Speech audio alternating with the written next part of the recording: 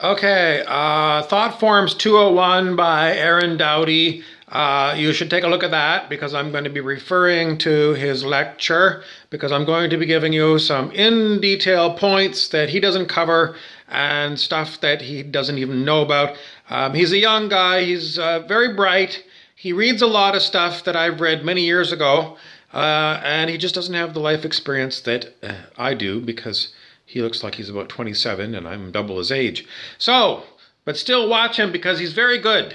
He's very good, he's very bright, and I give him 2 thumbs up, and I'd give him extra 2 thumbs from you if you will please watch Aaron Doughty.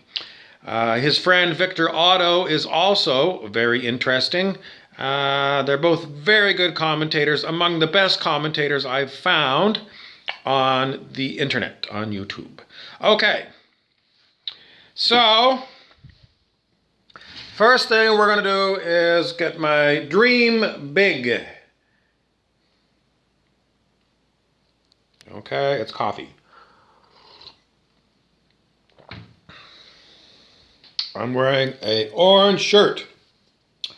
Orange usually means like lower chakras, let's say, your upper belly, let's call it.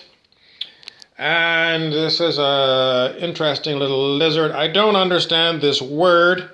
It looks like it's maybe Spanish. I don't know what it means. But lizards remind me of Don Juan Matus, who had a very, very weird story about lizards, 2 lizards like this. And it was actually a horrible thing that he did to these lizards. It's a very weird story. It's in the Carlos Castaneda books. I can't remember which one, but there's quite a few books about Don Juan Matus. But this was a horrible thing that he did to these lizards, and I don't approve of Don Juan Matus for that. All right, now I want to talk about advanced topics when it comes to thought forms. Okay, the one thing that Aaron Doughty doesn't talk about in his thought form lectures, as far as I can tell, is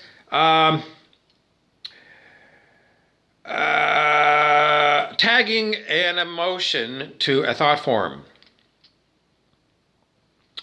If you tag an emotion to a thought, to let's say a sentence is one complete thought, as you remember from grade 3, third grade. A sentence is one complete thought.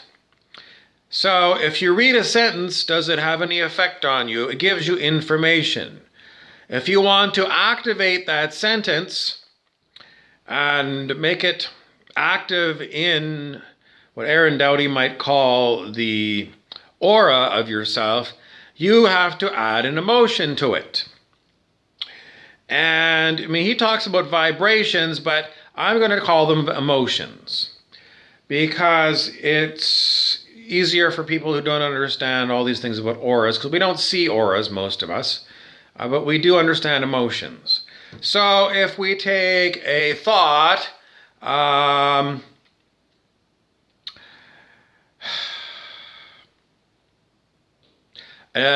downward thought. In other words, there's someone at work who's in competition with me for the promotion. And I need the money. And I want that promotion. So I'm reminded of some figure skaters. Tonya Harding was the famous figure skater who had her boyfriend go over to the other girl and physically injure the other girl, so Tonya Harding had a better chance of in her Olympic career. That is a horrible thought.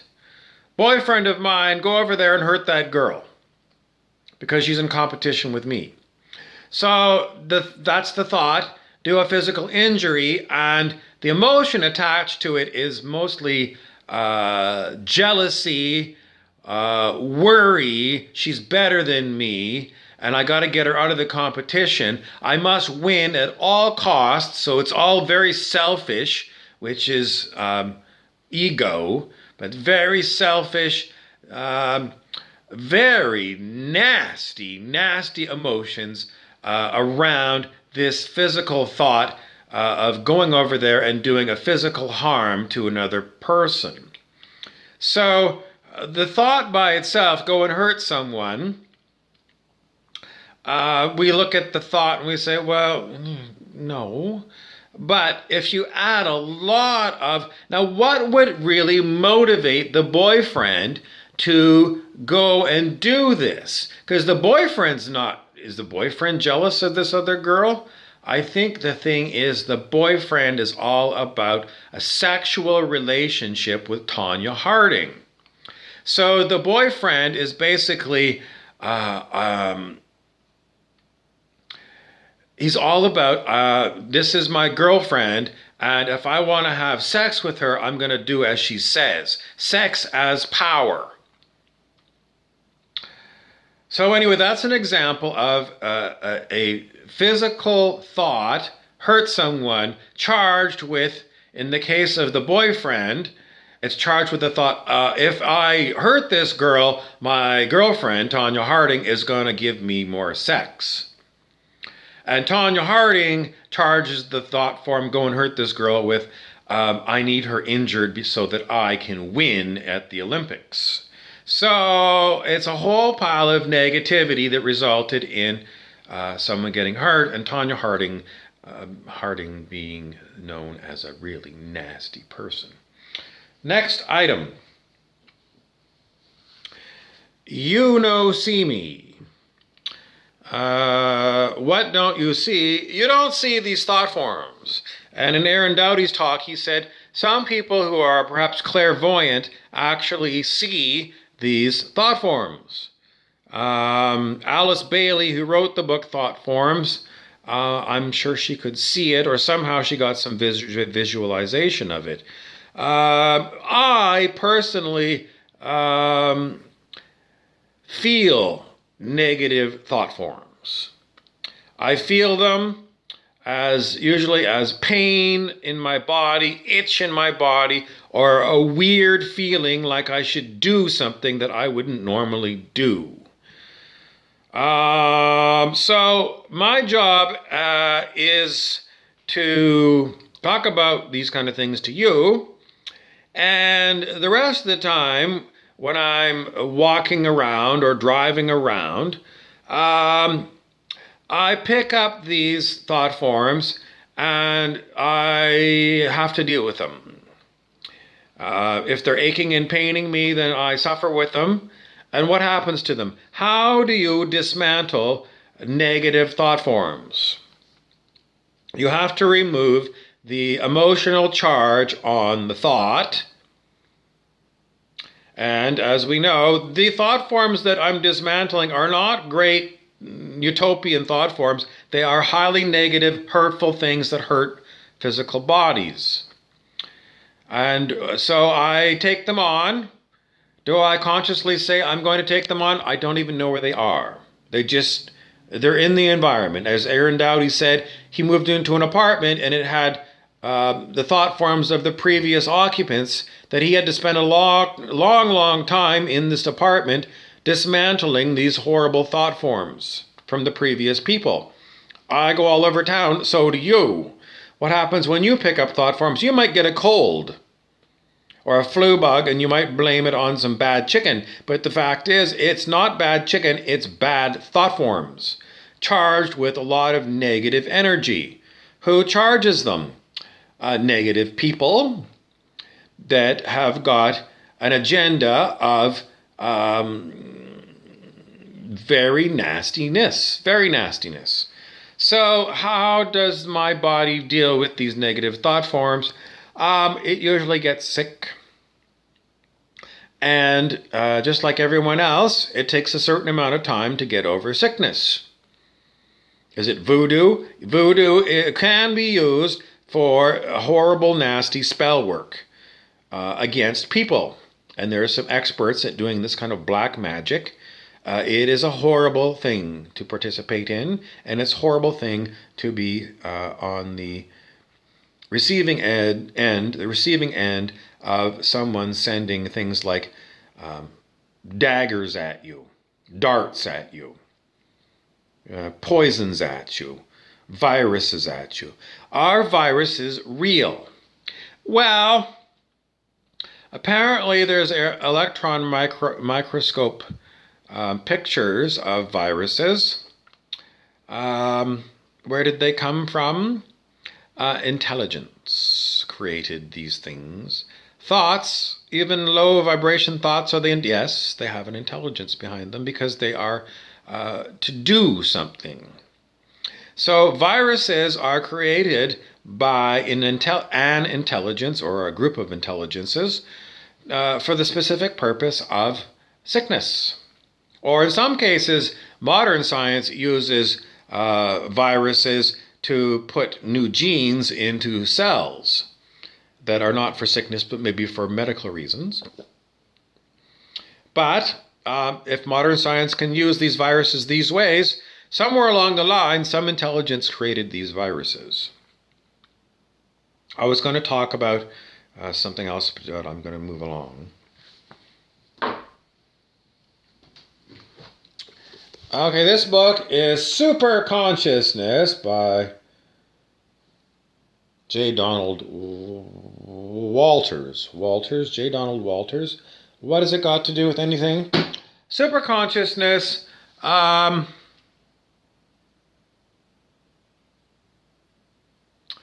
can we say about super consciousness?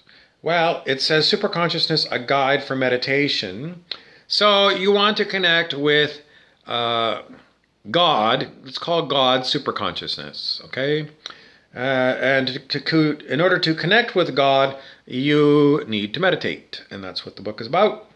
He said it opens the doors to tranquility, renewal, inspiration, creativity, healing, and revelation. None of these things are anything to do with hurting other people. So superconsciousness is not expected to be creating nasty things like viruses and flus. Is it?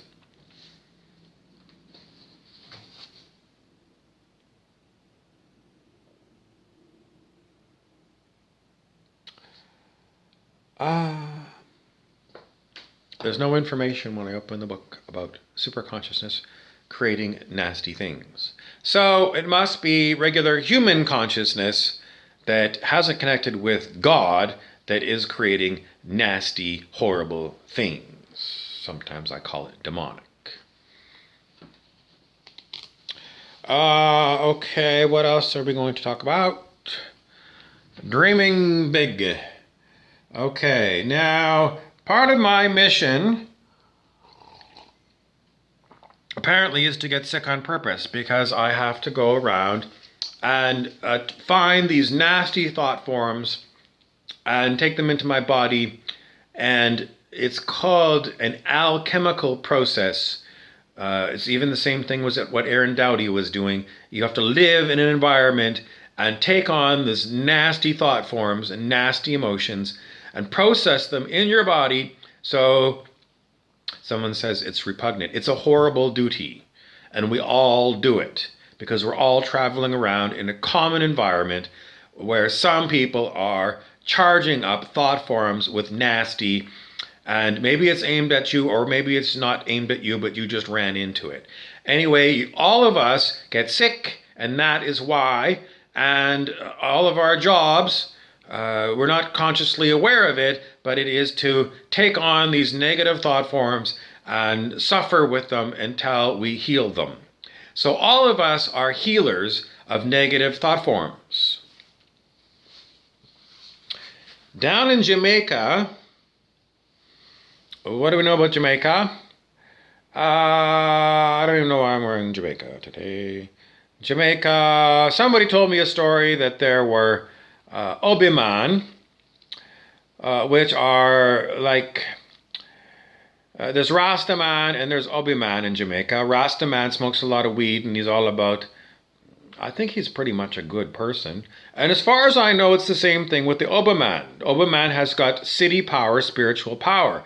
But I was told a story some time ago by someone who said that Obi-Man sometimes does nasty spell work. I'd never heard of that before, and the particular Obi-Man that I know does not do this. So if someone is calling themselves an Oberman and they're doing horrible, nasty voodoo, they're not an Oberman, they're a nasty black magician.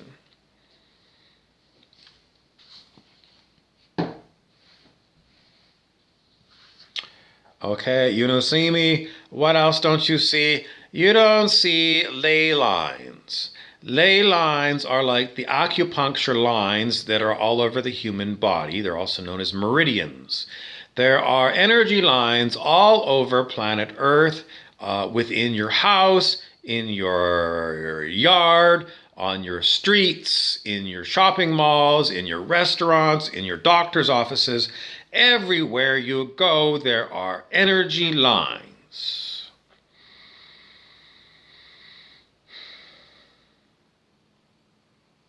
So what does it mean? It means that if you're out and about driving down the street and all of a sudden you don't feel well, it means that there was a nasty thought form on the street, and the street is an energy line because we travel down it and we are energetic beings.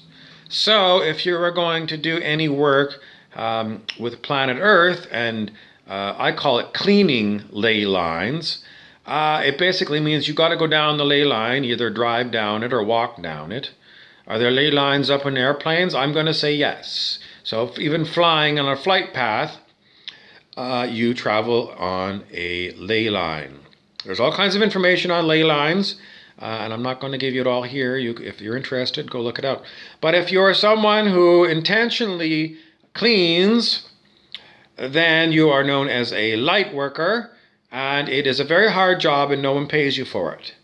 But if no one goes and cleans ley lines, then they get clogged up with nasty, horrible shit that gives us colds, flus, and even worse diseases that puts you in the long-term hospital or maybe kills you.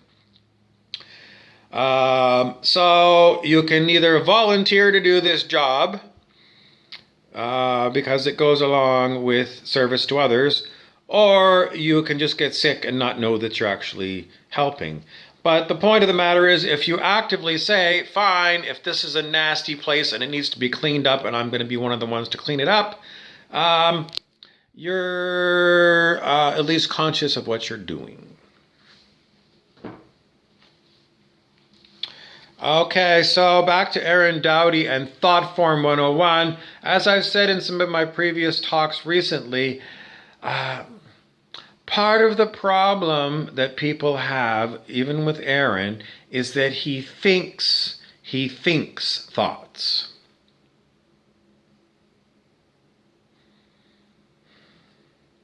Getting back to Don Juan Matus, who had a really weird situation with lizards.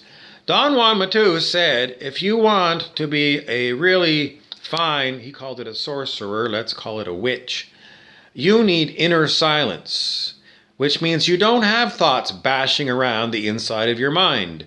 No thought. No thought is also Zen from Japan, which is no mind.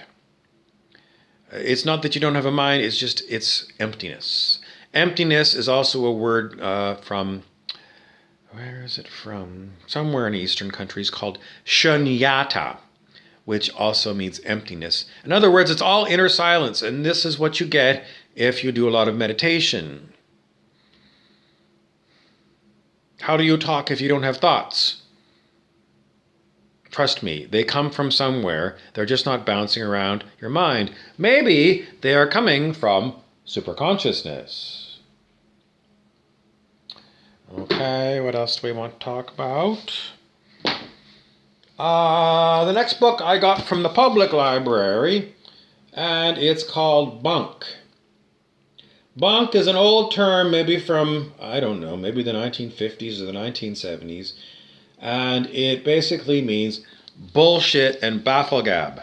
So this one is Bunk, the rise of hoaxes, humbug, plagiarists, phonies, post-facts, and fake news by Kevin Young. What's this got to do with anything? That's the next lecture. Before we go, don't forget to dream big.